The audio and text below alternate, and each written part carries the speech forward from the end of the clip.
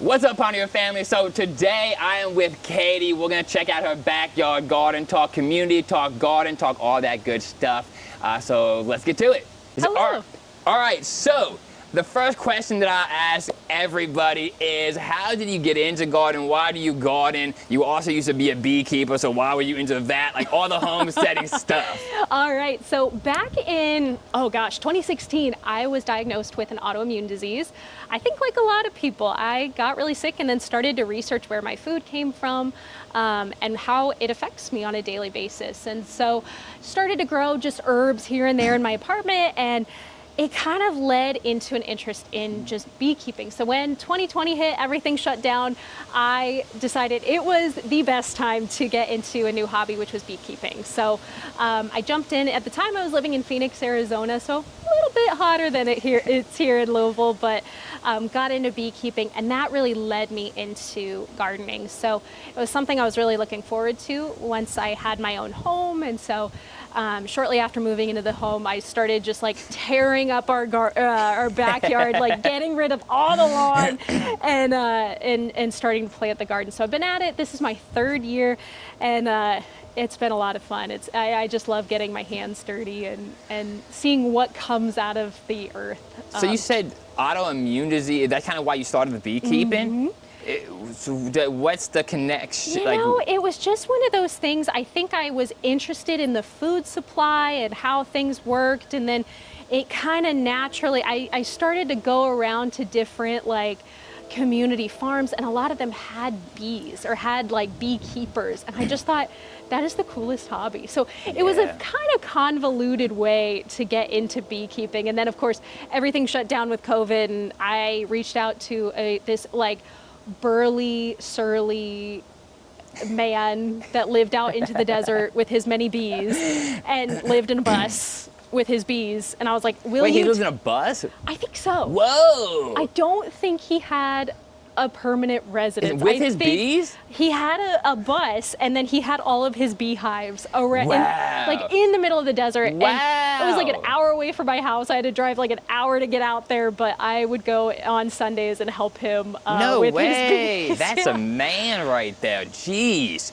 Wow. I figured there's no better people to learn from than the people who have made it their entire lives For sure. and beings. I was For like, sure. I will learn everything I need to know from this man that lives in a bus with his bees. Do you think that helped you with the autoimmune disease? Like, has that helped? I think that gardening in general, one, you're so much closer to your soil, which just in and of itself, like soil is so, like playing in the dirt is so good for us. Yeah. And it helps with serotonin levels, which helps with like inflammation. I mean, autoimmunity, it's inflammation, so it's like whatever you can do to calm that inflammation down is really beneficial. So on one hand, the stress relief that comes with gardening is huge. Like just the mental health benefit is huge.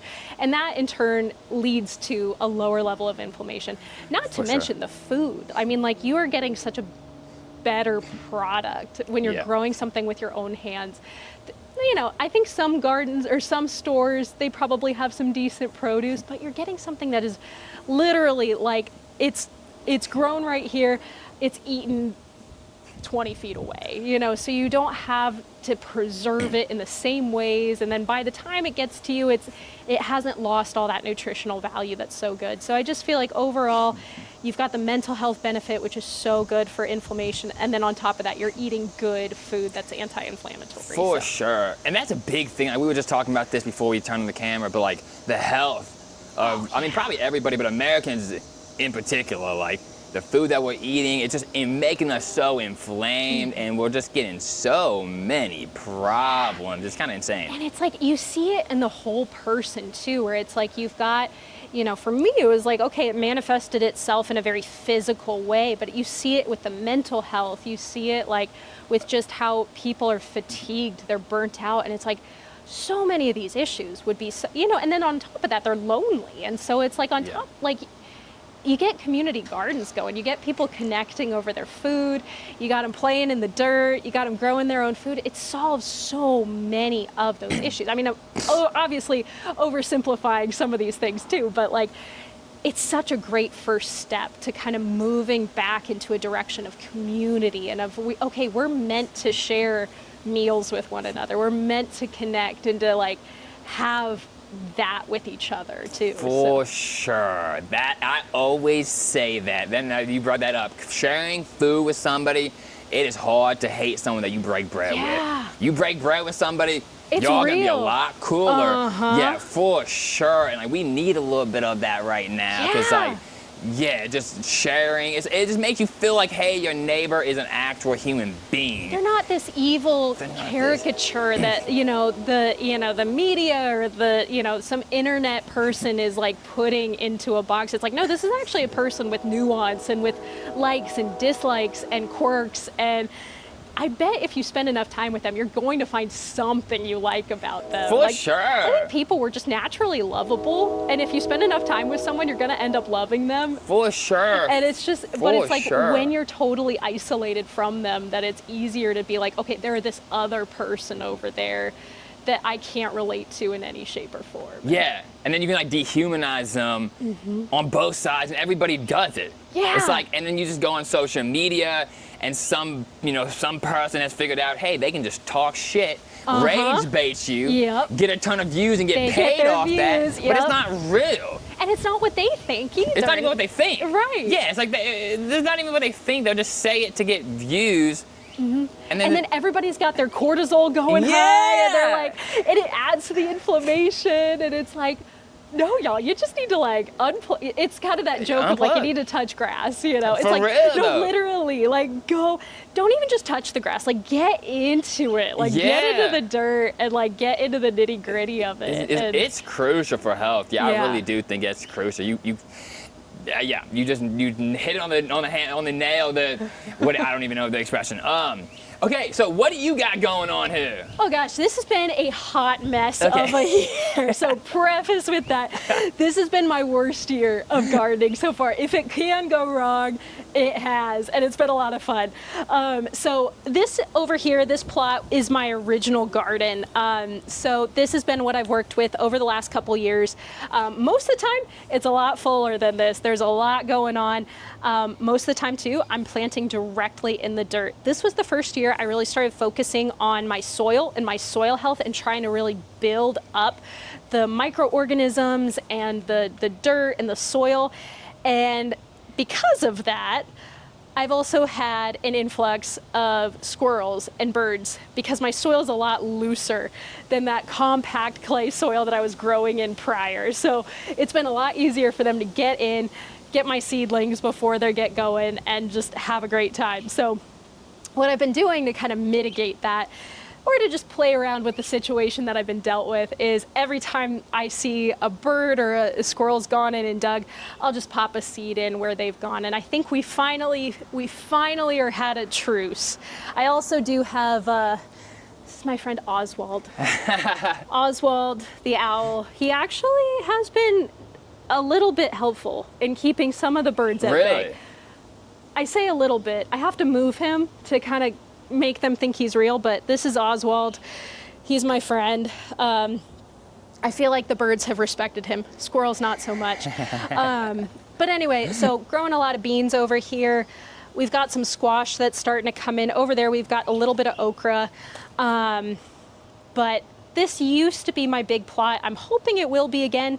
Just needs a little bit of time to replenish the soil and also maybe get a little bit more barriers in place for the squirrels and birds. I'm good with people. Like I'm all about like making friends with people and not seeing them as enemies. Don't feel that about the squirrels. Over here, this last year was my, I had started a compost pile over here.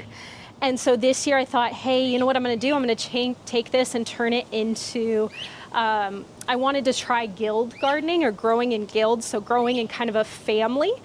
So I got some nasturtiums here. I've tried to plant a couple other flowers and they did not do so well, but we've got plenty of borage. There's a lot of tomato plants kind of thrown in there, but I wanted to see what companion planting would really look like and how they would benefit each other, and if I could see a noticeable difference in pest populations, things like that. So TBD.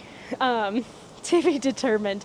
The other thing I forgot to mention, with the exception of my one bed, all of my beds are outlined with branches that have fallen from the trees in my yard. So idea being to try to use what I have. Every time I see like a raised garden bed for over $100, I just like cringe on the inside, and I'm like, no, I refuse. So I've tried to use what my garden gives me, what my yard provides me. So all of the beds are created kind of from branches that have fallen. I love that. I love that, because that is just such an easy way to use. And those branches eventually will just break down, add some life to the soil, the good fungal component. Yeah, I mean, already it's so cool if you just kind of roll them back.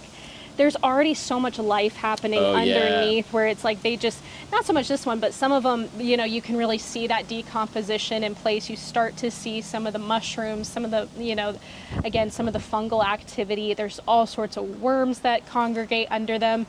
So it's just something too, you don't have to worry about, okay, am I putting something that's treated or is going to leach harmful chemicals or plastics into my soil? It's like, okay, it's just going to break down. For sure. And then the tree will probably provide me some more. So it's For like, sure. it just kind of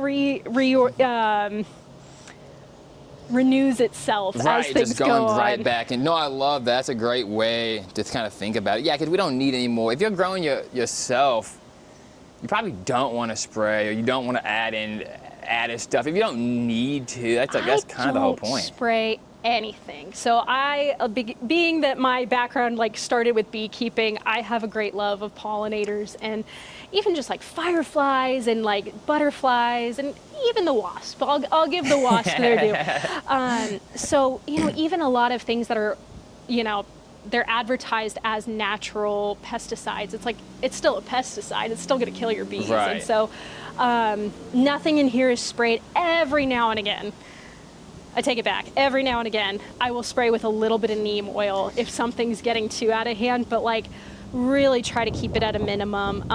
There's no artificial pesticides or herbicides in here, like, and I don't use any, I use my own fertilizer that I ferment with like weeds nice. And stuff. So, you know, and I think sometimes you do see less growth than you would if you were using those. And sometimes, you know, like you can see I've got weeds, I've got, you know, different things growing in here. But eventually too, what I'm going to do next year is that like stuff like this, I'm going to tamp it down and try to add it to the soil as like a green manure too. So it's just, again, everything that's planted is just going back and replenishing the soil, and I'm working with it rather than tilling it, rather than trying to like strip it to just add things back. The idea is to try to really build up a healthy soil, kind of like building up a healthy gut too, is just like, There it is. It's all, it connects. It all connects. Yeah, it connects so much. A healthy gut, like that's a big reason why I'm so into like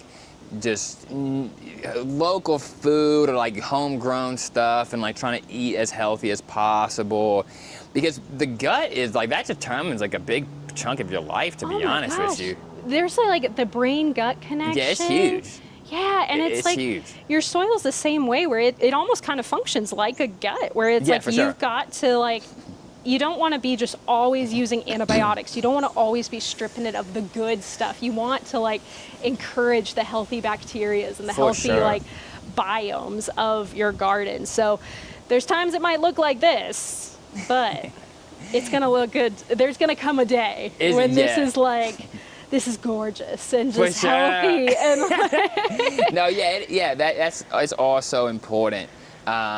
Especially as like we were talking real quick, like before we got on, you know, camera, we were talking about like, you know, all these health problems and stuff. It's like, you know, you see with kids, like a lot of this ADHD and a lot of, I mean, just literally every disease in the book. Yeah. And, you know, some people might say, you know, well, maybe we have better testing. And yeah, we probably do, but I think something has to be going on. Well, and at what Something's point, going on. At what point you're like, I think that like there's more to, like, people weren't dealing with these issues 60 years, 70 years ago. Now they had other issues, but like, you know, it's like right. They had other issues for sure, and like, you know, they were dealing with them for a little bit, but not at this. It's an epidemic now. Yeah, and it's an epidemic. everyone. It's everyone.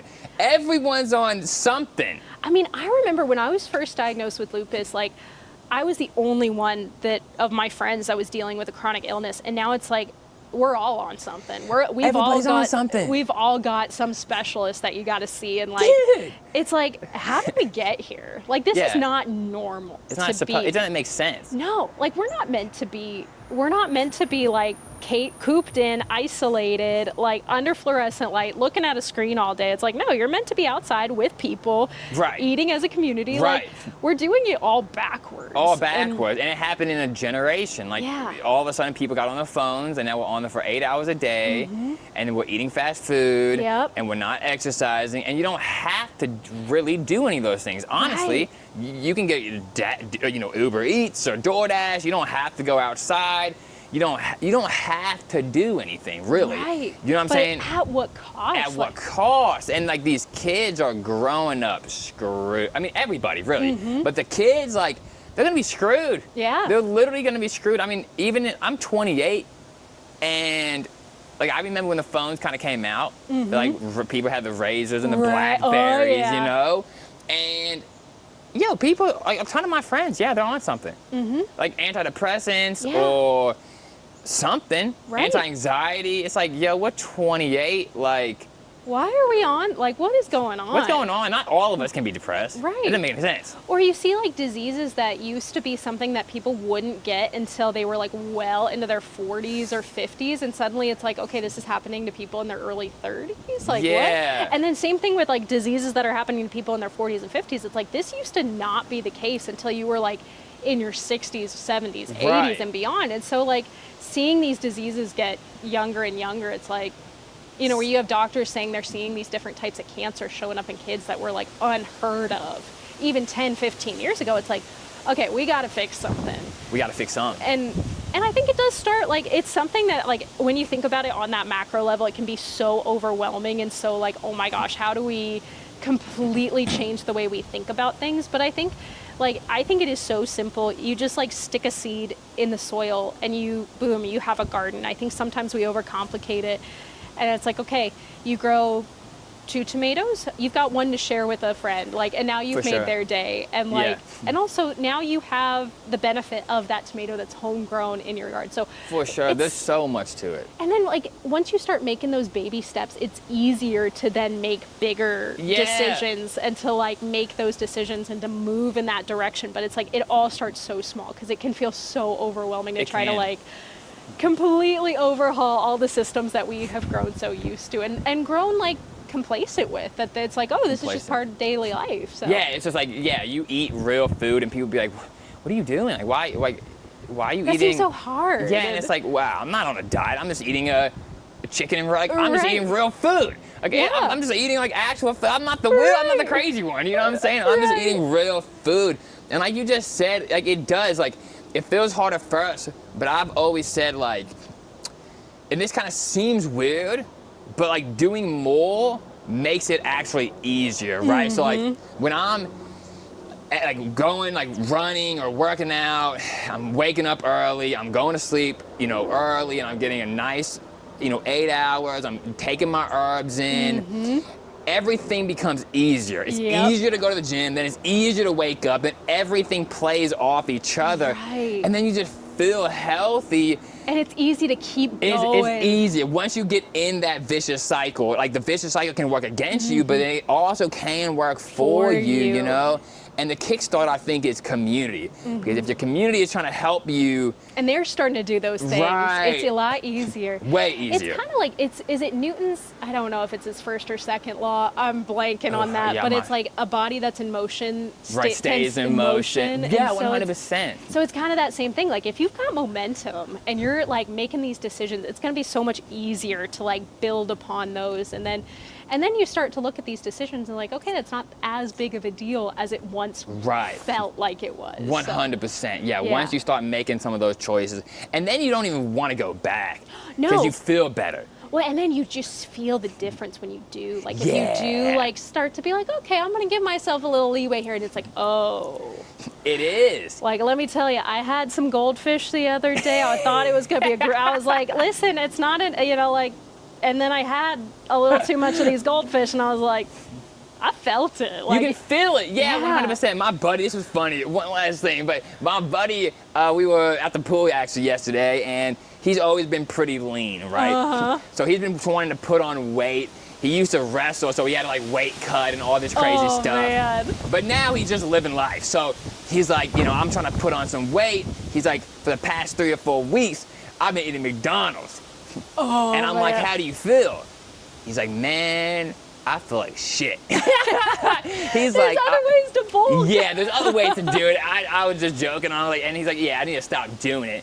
Let me tell you, for the ladies, I got a really nice, easy way to bulk right here. Like, you just start growing a baby, and it's like, you can put on 10 pounds real quick. Boom. That's the key, yeah.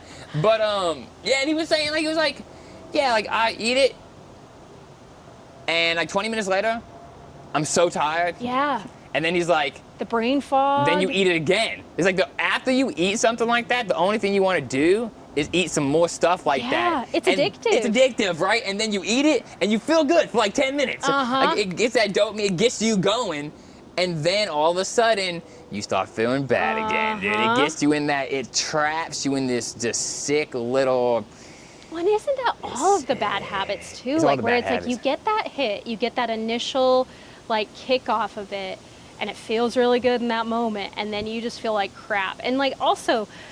the harder decision, the decision that's ultimately going to benefit you, a lot of times it takes a little bit longer to have that benefit. Sure. You don't have that initial dopamine hit that we've gotten so used to. For sure. So it's training your brain to be like, all right, I got to wait a little bit for the reward on this. It's going to be so much more worth it.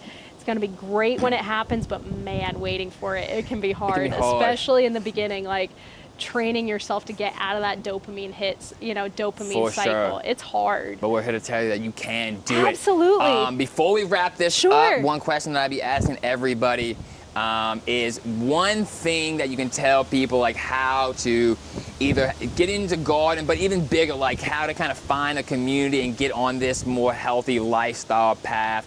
One piece of advice that you could give people, what would it be? Oh man, that's a good one. I think, like, honestly, I know we've been, like, kind of crapping on, like, the internet and stuff and, like, internet culture, but it's also a really great way to meet people and connect with people. So I think if you can see it as, like, see the internet as a tool to make that initial connection with people, but don't just stop there. Like, actually challenge yourself to take it one step further, meet that person in real life in some capacity. Yeah. Like, I think that's huge. So, like, you've started this awesome community that has these garden stands, where people can come and trade their goods, and, like, that is huge for people. But also, like, it is cool to be able to have a forum where you're like, okay, I have this issue. I don't know what to do with it. I've tried Googling it. I saw this thing the other day. I'm sorry, I'm going to go on a total tangent, but it's like, rather than asking AI, think about who you could bless by asking them that question. Whoa. And that, like, totally, like, it was like, I've never thought about that. That is a really cool way to think about it, because not only is it like, okay, let's say I have trouble with, like, Japanese beetles. I can go find someone who's like, listen, I made this concoction.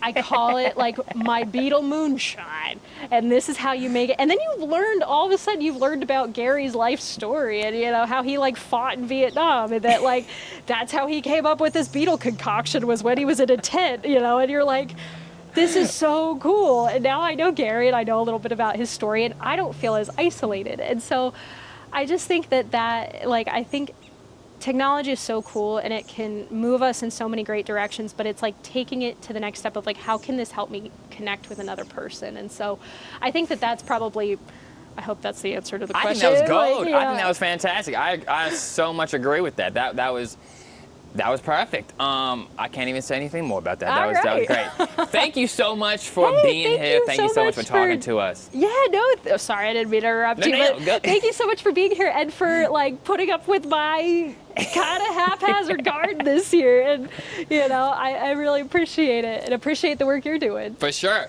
Guys, until next time, I will see you in the garden.